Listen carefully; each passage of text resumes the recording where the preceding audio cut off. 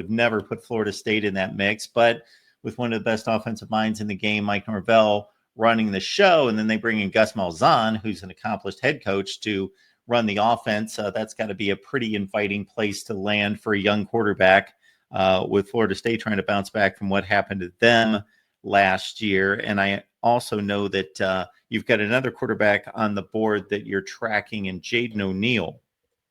Before we get to Jaden O'Neal, I'm going to talk a little bit more about Keyshawn Henderson going back, like I said, SEC schools, Big Ten schools, ACC schools, everybody have been trying to pull him. But again, got to give it to Keyshawn Henderson for being loyal to and being extremely loyal to Houston, but being extremely transparent. Like I said, this is a kid that plenty were recruiting at other positions, but he was dead set on this offseason, and he's definitely proven why he needs to be a quarterback. And I think too that was one of the strong foundational points that Houston was like, not only come play and represent your town, have the key to the city, but come play the position that you want about. So again, leave it to Keyshawn Henderson for still remaining loyal. But again, like I said, of all the schools you could have possibly thought outside of Houston that have been knocking on his doors, and believe me, there have been plenty of Power 4 programs looking and selling their pitches down to Keyshawn Henderson and Houston. But Florida State, like you said, and you mentioned all the mentionables up there about why Florida State could be an appealing face. And the reason I say that they've made segue is it's one thing to put out an offer there. It's one thing to keep an open telephone line, of communication, which they've definitely done. But when you can land a visit from a kid like Keyshawn Henderson, that says a lot. And Florida State has made that segue. So again, this upcoming weekend is going to be a huge weekend, as they are going to be set to host Keyshawn Henderson. So Florida State definitely will be one to watch. And again, much like Houston, I think what makes Florida State an appealing place for a kid like Keyshawn Henderson, blue chip kid who's just an all-around athlete, and just, has really rose up the ranks, proving why he's going to be an elite quarterback that I believe will translate, much like some of those other guys that I talked about in DJ Lagway and Keelan Russell in these class recruiting cycles down in that Houston DFW talent, is because there's an opportunity at Florida State for Keyshawn Henderson, much like at Houston, to go be the impact player, to come to get a strong 4 years where he could potentially, find a home for the next few years, where in other places and other SEC schools that have these constant domino battles, that are a little bit less certain. So again, Florida State setting itself up to land one of possibly, they are really setting themselves up as these dominoes fall. They've watched and they've lurked from behind, letting other people make their moves, and they are learning to play chess in this big, interesting recruiting weekend. So again, Keyshawn Henderson set to make an official visit to Florida State. His first official, obviously, outside of Houston. So that's a big move by Florida State and what Norvell's doing down there, to be able to get the blue chip quarterback out of Houston, down there for a visit. So it definitely will be an impactful time for Florida State to make some segue, but big move there by Florida State. On the Move, folks, with Leanne and myself every Wednesday night, 8:30 Eastern. We talk recruiting, we talk transfer portal, we take your calls about everything. Just does not have to necessarily be just about recruiting, but we go late into the night taking your calls here at the Voice of College Football on Wednesday night. So join the fun. The guy that I jumped the gun on, Jaden O'Neal, so he's been committed to Oklahoma for a year now. So That's been a long-standing commit to Brent Venables, but other programs are not taking him off their board. Well, we talk about relationships mattered. And like you said, this is a kid who's been loyal to the program for almost over a year. He also even made the transfer from being out in California, wanting to come closer to the Sooner country, transferring from a California school to Oklahoma's Mustang High School. That way he could be right there in the backyard of the place of his future home. This is a kid in a family who's made huge strides, huge loyalty and commitment. But again, we saw last season that not only relationships make a difference in recruiting, but also when we have coaching changes. We know that O'Neal had a huge relationship with then former offensive coordinator Seth Luttrell. He was one of the big guys, of course, responsible for bringing him on board. And then, of course, when we saw that program change and a new recruiter comes in and everything. What we're hearing that the O'Neal family is waiting for dominoes to fall, that not saying that they are going to reopen their commitment, but we also know that Oklahoma is going after a not so far up the way guy in Bo Bentley out of Selena. Of course, we know that Selena made huge strides, was on the news. He's a guy we talked about back in the All-American Bowl, obviously winning a championship there and everything.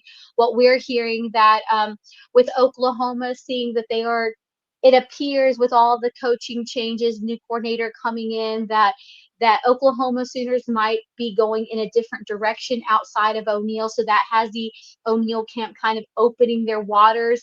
And where else are they also looking to? Florida State. So again, as these dominoes fall, and this is again a kid who's right there, 4-star, hanging on that 5-star, made a huge jump from a California school, making big moves, showing his loyalty to a program that he was setting himself up. But again, as coaching changes, as programs go in different direction, you can't blame a kid for Jaden O'Neal also having to be smart and see what else is opportunity. So again, depending how Oklahoma continues to press on getting Selena, Texas quarterback Bo Bentley as their number one guy, this could definitely leave a different dynamic. And again, the other school that is lurking and is also set to get an official visit from Jaden O'Neal will be Florida State. So again, talk about Florida State coming out of nowhere, like that dark horse coming down the stretch. The last school that you think about would be positioning itself for possibly landing one of 2026 top QBs and possibly having the opportunity to flip 2 long-term commits and get them in their backfield. So kudos to Florida State out there. I said Oklahoma State. Kudos to Florida State out there for setting things up. But again, this will be another interesting recruitment to watch. If Oklahoma is able to hold on to this long-term commit, clearly O'Neal has been invested in them, but has Oklahoma returned and reciprocated that same investment? We shall see. But again, we know that Oklahoma has also been highly on the trail and heavily recruiting fellow quarterback, Bo Bentley, who's also another 4-star coming out of Selena, Texas, of course, of, a Texas State title and all those things. So again, it will be a battle down in Norman, but it'll be interesting to see the direction that Jaden O'Neal, if he continues to remain invested in Oklahoma or test the waters and his upcoming visit down to Florida State. And when it comes to the Florida State angle, on the surface, it would seem difficult for them to be able to reel anyone in coming off the season that was so disastrous last year. But certainly you get somebody like Mike Norvell in front of a young quarterback, and he's able to talk offense, and he's able to look back just a couple of years to Jordan Travis, who became one of the best quarterbacks in ACC history at Florida State. Unfortunately, had that late season injury, his final season, that really prohibited him from competing in the NFL. But that aside, went from not a highly regarded quarterback to one of the best at Florida State that we've ever seen, and led them to an undefeated regular season that last year. And Mike Norvell's had a nice run at Memphis of developing quarterbacks. And again, you bring in Gus Malzahn, and they've got a kind of a double combination punch in regards to offensive prowess at Florida State, and can sell them on promise and what they've done before. They've accomplished it before. And then there's playing time right out of the gate too, in a situation like that. Those possibilities.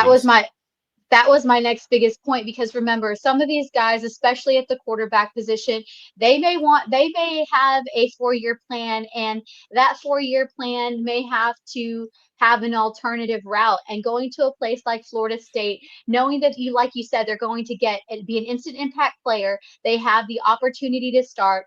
If they have the want or desire, well, hey, let me go start for a year. Let me go make some impact. Let me turn a program around. Let me make this big highlight reel, and then let me hit the transfer portal. So again, as much as we talk about all the NIL, we talk about all that time, that's what I think makes a lot of these programs that you would never think about. Never did I think that we're beginning to be talking about so early in this summer, in such a crucial recruiting time, that Florida State could possibly position itself for 3 of the nation's top quarterbacks, including 5-star, including 2 Houston commits, two Houston and Oklahoma commits. So again, it just goes to show, as the dominoes fall, as programs go one direction, as personnel change, anything can happen. But like we say, we are just kicking off June, and it is still a long way to December. So a lot of these programs are going to have a big summer ahead of them, trying to keep these guys on board.